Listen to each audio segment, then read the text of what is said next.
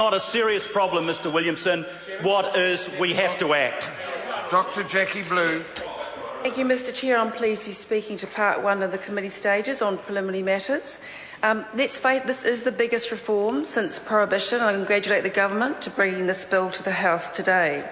It is in response to the Law Commission report, and there's been over 130 positive changes as a result.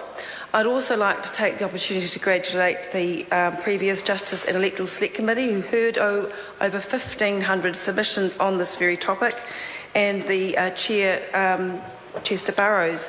I'd like to congratulate the Minister of Justice, Judith Collins, for her work and the officials. There's been a huge amount of work that's gone on behind the scenes, and it is a balanced approach, and let's face it, you're never going to please everyone. But I'm particularly pleased about some aspects of this bill, which if time permits, I will talk to. Local alcohol plans, absolutely the community wants those. They want to be able to make those decisions where alcohol outlets should be. Alcohol displays in supermarkets and grocery stores, that one particularly incenses me. My local supermarket had changed the layout and made shoppers to go down the alcohol aisle. There were you couldn't go left, couldn't go right, you had no option but to go through the alcohol, and that infuriated me. I'm also pleased to see parental tools available. I have a 16-year-old daughter. I would be outraged if she went to another home and she was offered alcohol without me knowing or having my express wish. I'm particularly pleased about that. But I really want to actually just take some time and actually focus on the cross-sectorial approach that the government is taking to alcohol. You just can't do it with one piece of legislation. I think we all have to agree on that. But in health, there's some very exciting initiatives with alcohol harm. And we know there's about 700,000 heavy drinkers out there in New Zealand. Most of them probably not through lack of education or might be in denial.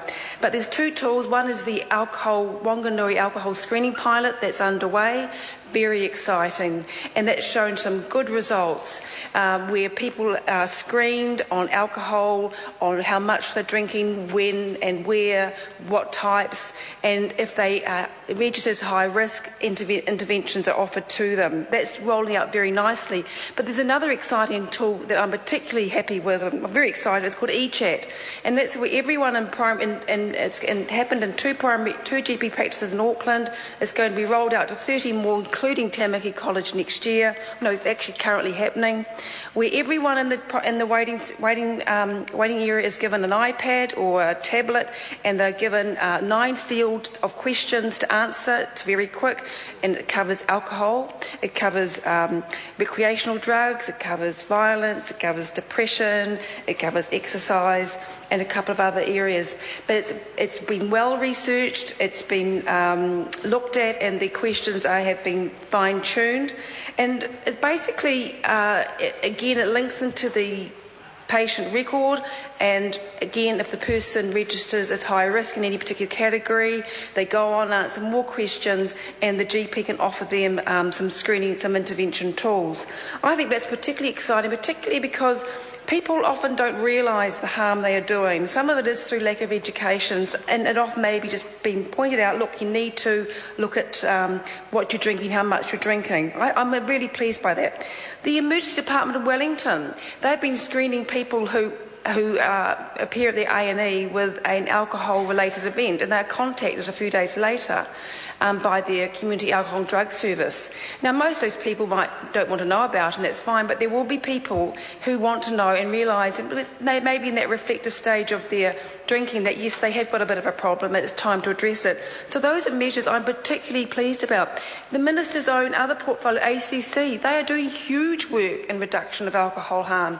I was on to ACC the other night when I had to phone about a constituent. I got this recorded message while I was waiting to get answered: don't forget to serve non-alcoholic drinks and serve food at your party. And I was staggered, and it made me realise how much ACC is doing to reduce harm from alcohol, particularly in the workplace. There's also transport, the Safer Journeys initiative that has actually really targeted youth and alcohol drinking and harm. And corrections, fabulous. The alcohol drug treatment beds that have opened up for prisoners, and all prisoners have access to that.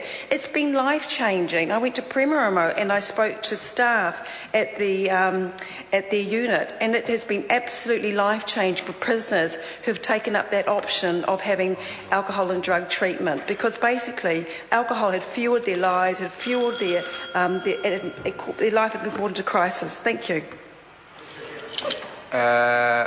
Ian Lees-Galloway's been trying for a while. I'll give him the call.